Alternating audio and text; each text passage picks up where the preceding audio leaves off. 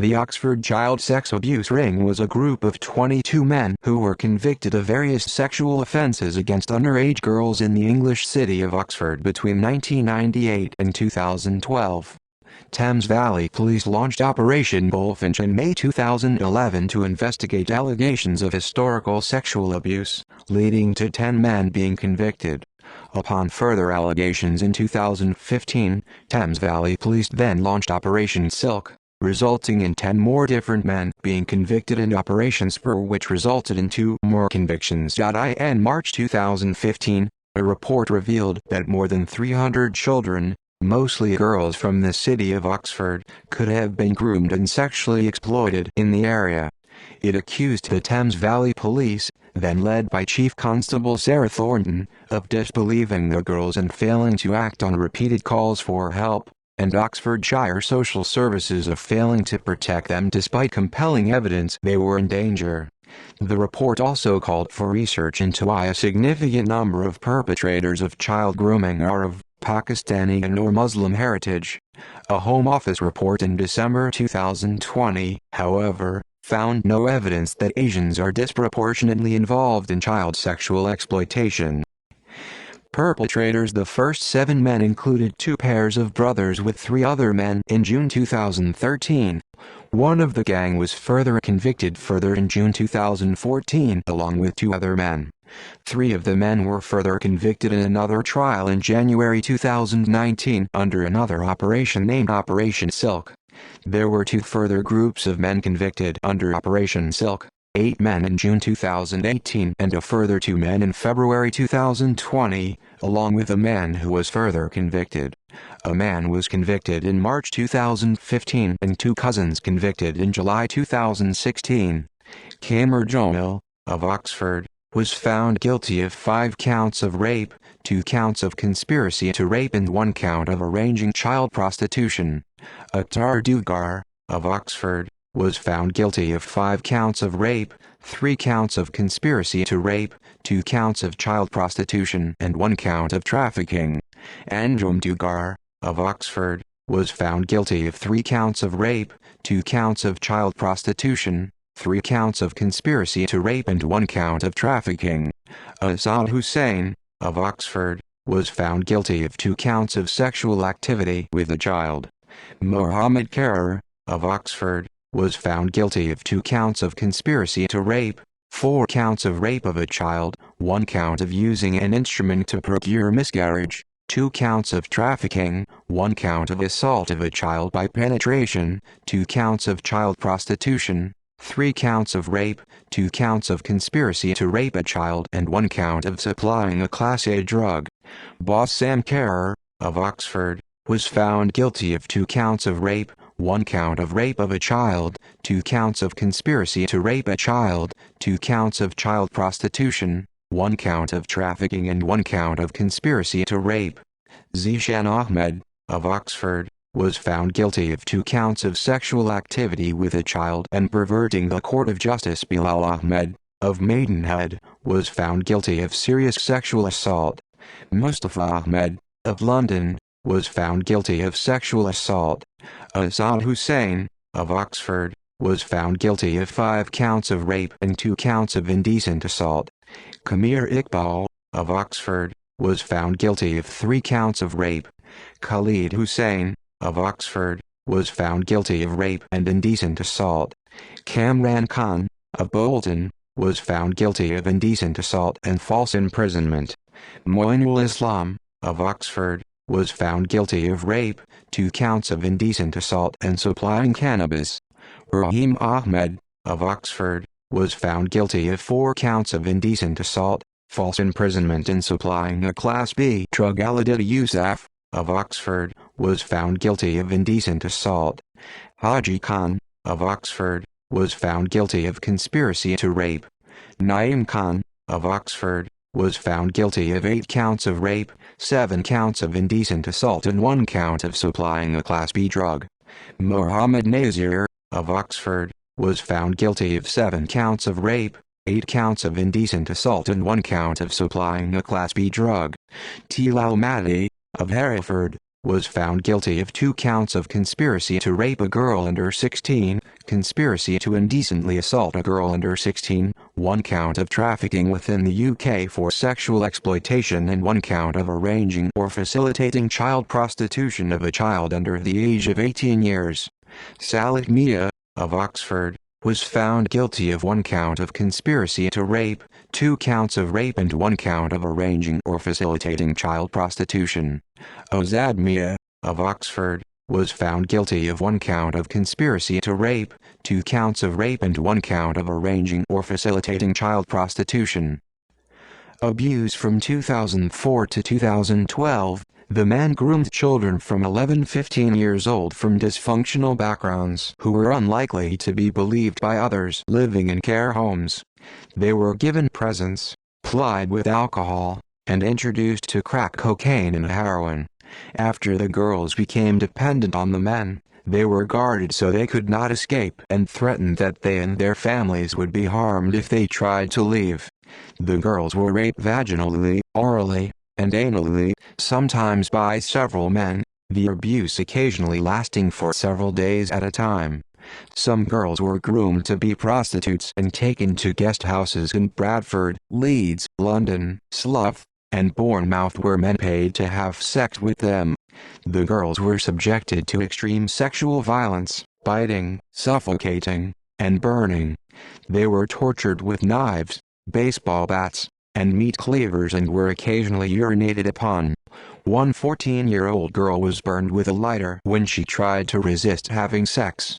The mother of another girl said that she had begged social services staff to rescue her daughter from the gang, who had threatened to cut the girl's face off and slit the throats of members of the girl's family. One girl aged 12 was forced into prostitution. She was abused in various places around Oxford, including a flat, the Nanford Guest House, Travelodge, and in Shotover Woods. She frequently contracted chlamydia and was covered in burns from where men had stubbed out their cigarettes. She began to self-harm and described her experiences as living hell. She said that the men sometimes seemed to be aroused by her crying. Mohammed Karer, the ringleader of the gang, was brazen in his exploitation.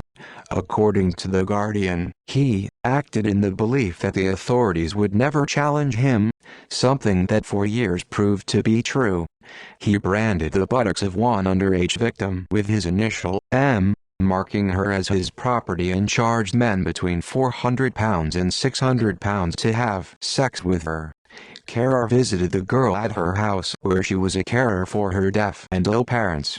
He performed an illegal abortion on the same girl. He regularly had sex with her when she was the age of 12. His brother had a parallel relationship with her, although she did not see him as often. Before she reached her teens, she was pregnant. When Mohammed Karer found out, he was fucking fuming with her for allowing it to happen and told her, "You should have been more responsible." He went into a rage and grabbed her by the throat. Soon after, he gave her drugs and took her to Reading, where a backstreet abortion was performed with a hooked instrument. A 14-year-old girl was threatened with a gun into having sex with a member of the sex ring. She said the gang members were aware she lived in a children's home and that Akhtar Dugar, a gang member, waited around the corner from the children's home in Hanley-on-Thames where she lived. She described being transported around flats, guest houses, and parks where she was then raped. Media reaction. The Daily Telegraph reported Drive Taj Hargi, Imam of the Oxford Islamic congregation, as saying that race and religion were inextricably linked to the recent spate of grooming rings in which Muslim men have targeted underage white girls. The view of some Islamic preachers towards white women can be appalling.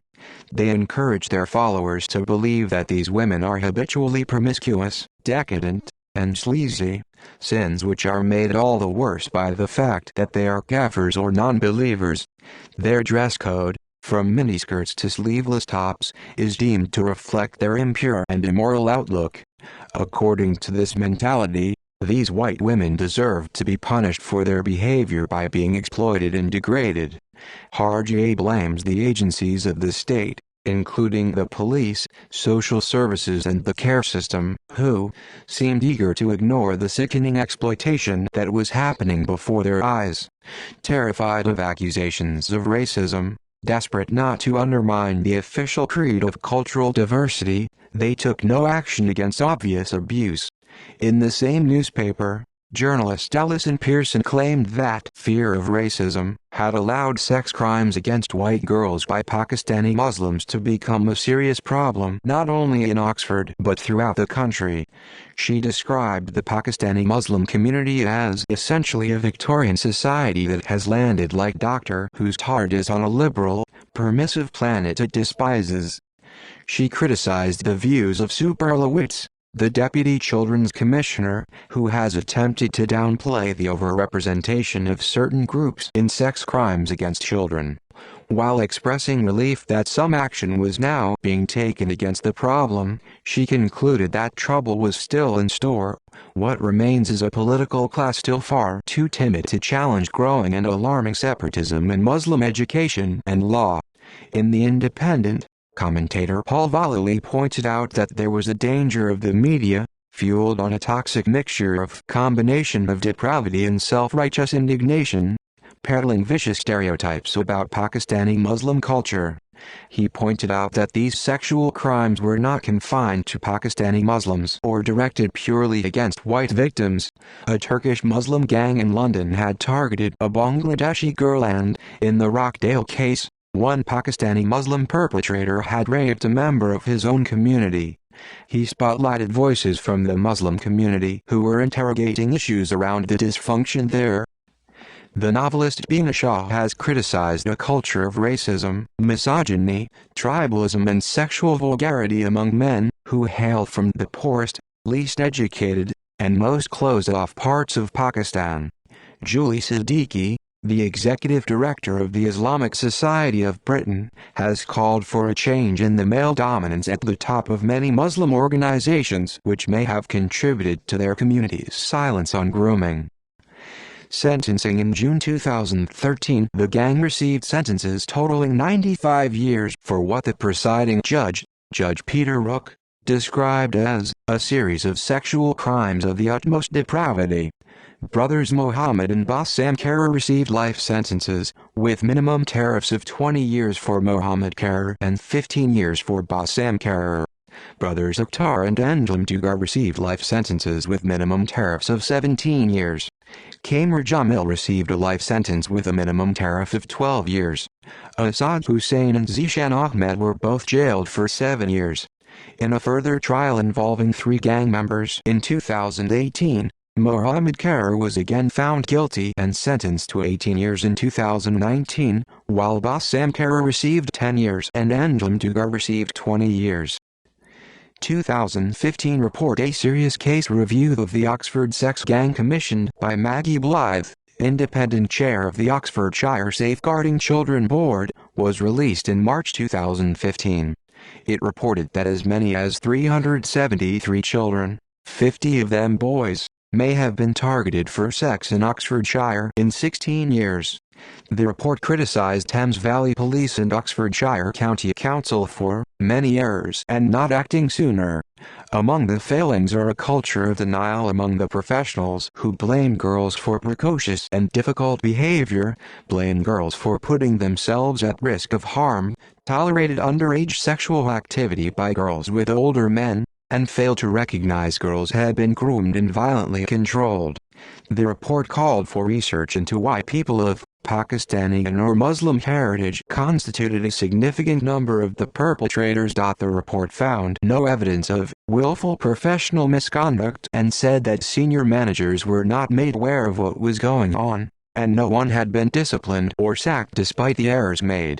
The MP for Oxford East, Andrew Smith, called on the government to set up an independent inquiry. Prime Minister David Cameron, speaking at a summit to address the issue after similar scandals in Rotherham and Oxfordshire, made a number of proposals, including up to 5 years in jail for teachers, counsellors, and social workers in England and Wales who failed to protect children, unlimited fines for individuals and organisations shown to have let children down, and a national helpline to enable professionals to report bad practice. Other reports. In December 2017, Quilliam released a report entitled, Group-Based Child Sexual Exploitation, Dissecting Grooming Gangs, concluding that 84% of offenders were of South Asian heritage. This review was criticized for its poor methodology by Ella Cockbain and Wakuways to Fail, in their paper, Failing Victims, Fueling Hate, Challenging the Harms of the Muslim Grooming Gangs narrative, which was published in January 2020. In December that year, a further report by the Home Office was released, stating that the majority of CSE gangs were composed of white men, and that it is not possible to conclude that Asian men are disproportionately engaged in such crimes. See also a list of sexual abuses perpetrated by groups. References